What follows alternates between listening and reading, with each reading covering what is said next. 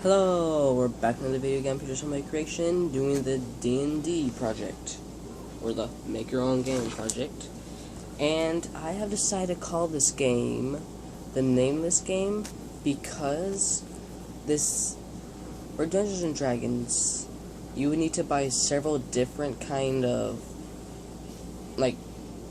each quest in the game you have to buy a new game, basically. So, quest to get the magical orb, you'd have to buy that game, and then if you want to do a different quest, you have to buy a brand new game. So, yeah, this is basically, so I decided to call this the Nameless game, because instead of having to go and buy your completely new things, one game, you can create your own missions, and do what you want to do, and make your own rules and everything. And to start that all up, you'd have this right here where you have blocking, and on the inside you'd have the rules, the races and classes you can choose from, the monsters and their health and their HP and their attack points. And yeah, and if you want to, your races, the race special skill, or the class's special skill, whatever you want. And basically, mine ain't the greatest on inside. I have notes written on the side. It ripped right here, so I tried painting over it and everything. But basically, what I have right here is the monsters, each monster, and their health points and their attack points next to it. And over here, the races with the humans, and then their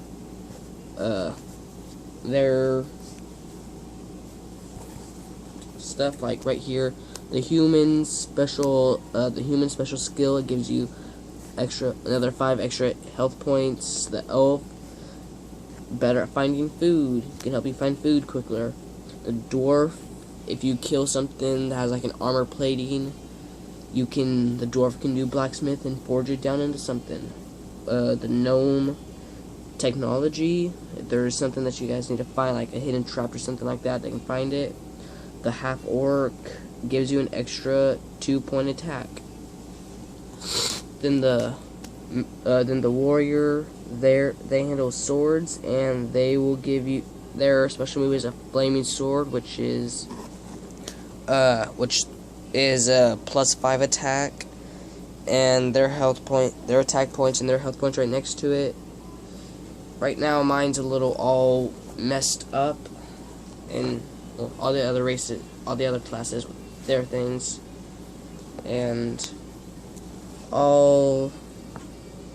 then the rules right here. I only have 8 rules, and well, basically, I'm just gonna be telling you guys how to make this, and hopefully you guys can make yours a lot more organized.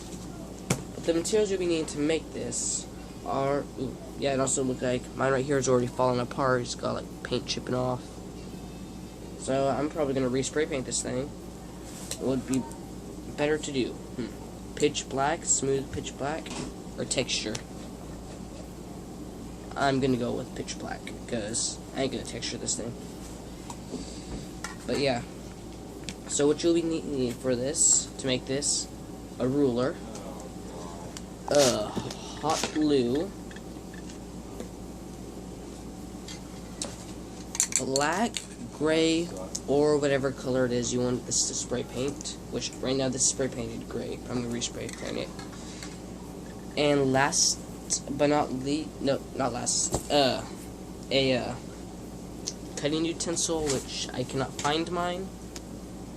A cutting utensil, maybe X-Acto knife, or scissors, or box cutter or something. And now, last but not least, cardboard. So what you're first going to start off doing is, with your ruler on your cardboard, I'd recommend getting like a very thin cardboard. Like, if you look right here, it's like not too thick but not too thin. It has 1 corrugation. It's really small. Because, I probably should mention this in the last video. The cardboards we're going to be using, this kind of cardboard, which is small corrugation, and a like cereal box cardboard that has no corrugations, but just basically a really thick piece of cardboard, really thick piece of paper.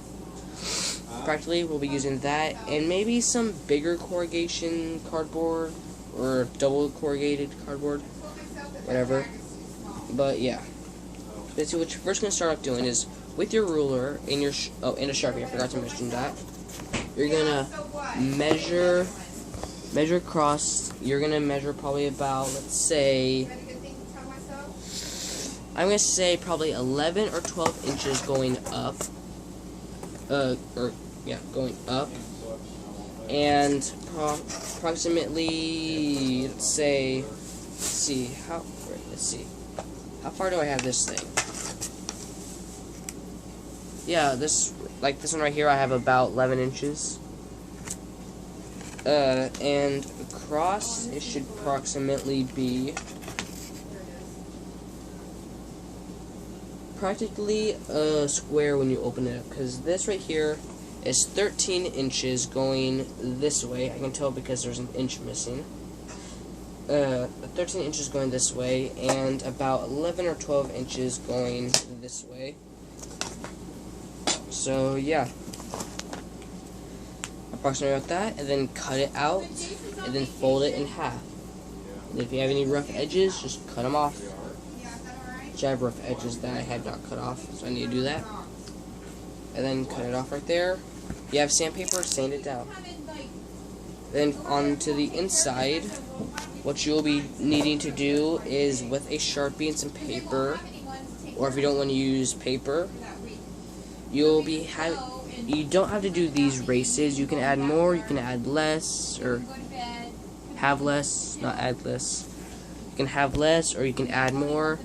But the races that I like to do are a human, an elf, a dwarf, a gnome, and a half-orc. For the races, I like to use those 5. And then something I like to do is I give the races a special skill that they, like a special skill that they, add to their thing. Yeah. That they add to their thing. Or powers, extra powers or something. But for the human, I like to give them whatever. So if they choose a warrior for their class, then the warrior would gain an extra 5 health points. The human, you gain an extra 5 health points. The elf, you'd be able to find food easier. You'd be able to find food easier. The dwarf, if you kill something with an armor plating, you would get the dwarf would be able to forge that down into something, a weapon or armor or something. A gnome, which they are a little smaller than a dwarf, better at technology, can find booby traps or anything like that. A half-orc, they'd have an extra 2 attack points. So if you chose a warrior, a half-orc, and the half-orc's class is a warrior, they gain an extra 2 attack. So, which is pretty cool. And now for the class, I have several classes. I have a warrior, a mage, a rogue, a cleric, and a ranger, and a tamer. A warrior handles with swords, and I gave them a special skill of something I call the flaming sword, which they can only use once per battle, and let's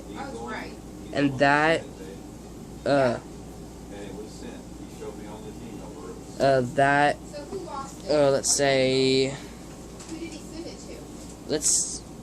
I should probably add this real quick. One of my rules is the race skill and the class skill. You have to roll a 7 or higher for it to succeed, or a 6 or lower for it to fail. So basically, you'd have to roll a 7 or higher for you to be able to do your flaming sword, and you can only do it once per battle. So, let's say you roll a 7 during it, for your special flaming sword, and you succeed and hit them. The enemy would lose 5 attack point. Or maybe if you try doing it and you rolled a 6 or 6 or lower, then you'd be like, your person attempts to do the uses his flaming sword to try and slash the goblin, but luckily the goblin dodges the flaming sword, so the person fails at the sword, or fails at the thing, so that'd be sad. But yeah, the warrior's attack points, I give them a 3 attack, and for their health points, I gave them a 15, which I thought was be pretty good for a warrior. For a mage, their special skill, I gave them wisdom and potions, so they can turn like any kinds of herbs or poison or anything along their battle into a potion. And wisdom, they can do wisdom checks. So basically, if a room seems strange as the dungeon master is describing it, they can do. Can I do a wisdom check to see if there is a trap or there's a spell on the place or something like that, and they'd have to roll a 7 or higher for a succeed. Like, if they rolled, like if the room's empty, but the room seems strange, they rolled like a 7 or higher, that you'd be like, no, there are no traps within the place, but there is something in there with you. You just cannot see it, as though it's invisible, or there's a spirit or something. Or if they roll 6 or lower, you could be like, you are not sure if there are traps or anything, but you doubt there are any, but you do know that there's a presence there, or something. Whatever it is you want to do. And I gave them for an attack point a 2 and their health points a 10. But I believe that the warrior and the mage are going to be the best at the game. And the next class is a rogue, who is basically a thief, but they have the skill of a ninja. And I gave them a special skill of invisibility for 3 rounds. So if they rolled a 7 or higher, they'd be successful and win invisible for 3 rounds. Like, it hit them, like, by rounds, I mean, so when it's their turn, they'll be invisible, and then when it hits their turn again, that would be 1 full round, and then when it hits them again, 1 full round, hits them again, 1 full round, so 3 full rounds of being invisible, so they could attack or do anything while being invisible, and no player or anything would be able to see them, so they couldn't do anything. And I gave them an attack point of 2, and I gave them a health point of 10. Now, a cleric is basically a healer. They can still fight and do stuff, but their main objective is to heal the other players. They give them, and a cleric's special move, I gave them a full, like,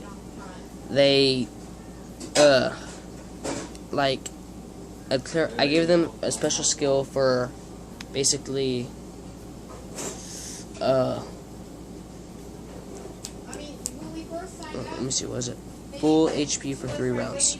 So basically, for 3 full rounds, every time they lose health, they'll gain their health back up, and that's for the entire party. And they still have to roll a 7 or higher. And for their attack points, I give them a 2, and their health points a 15. 15 for a health, because, well, they're a healer, so they're gonna have lots of health.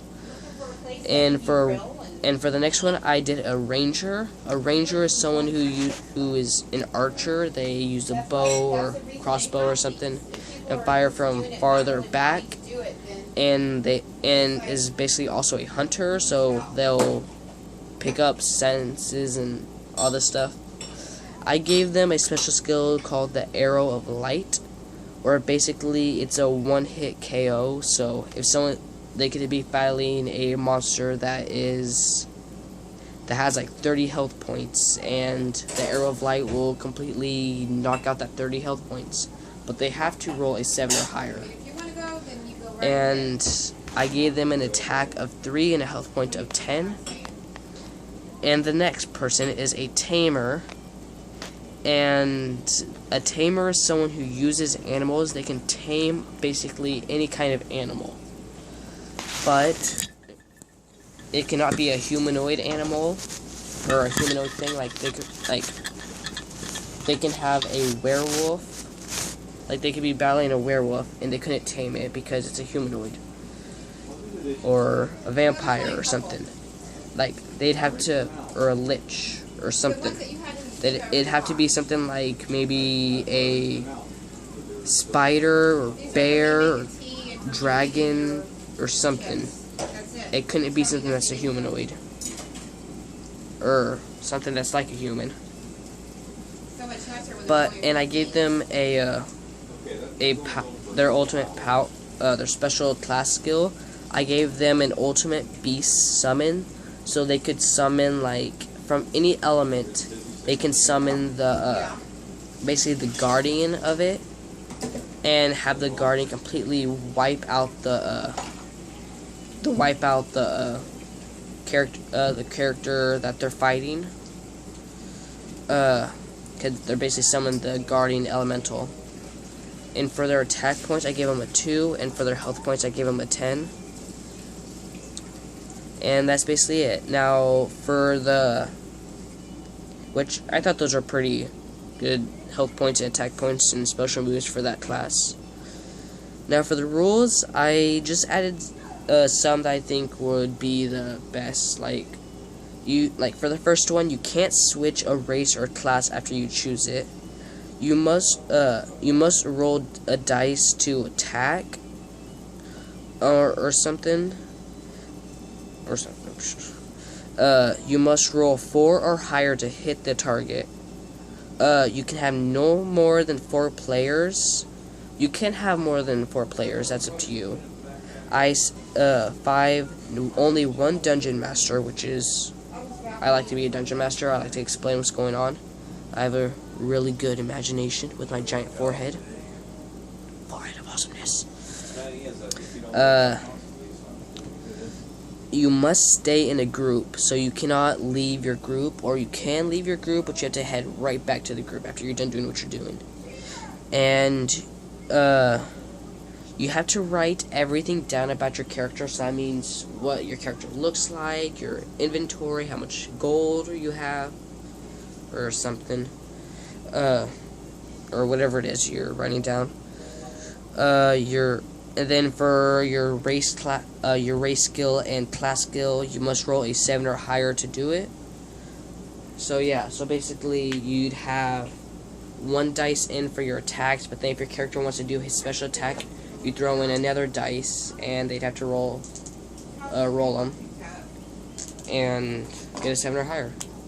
That's pretty it. Now for your monsters, or bad guys, whatever it is you want to do it, I just decided to add whatever it was I knew, like mythical basically, or even if it's not mythical, like spiders. Spiders are real. Thieves. There are thieves in the world. Those are real. But I added other things like air, like earth, fire, air, water, elementals, orcs, skeletons, trolls, dragons, goblins. This guy is from the Dungeons and Dragons, a Galapagos or gelatinous cube, and bear, giant, lich, spider, vampires, thieves, hag. A hag is basically a witch who at first looks really beautiful, and then they lure you in, but then in the end they basically just rip off like their skin, and there's like this ugly hag, old lady hag person. A minotaur, a dark wizard of any element you want, and a giant worm. A giant worm.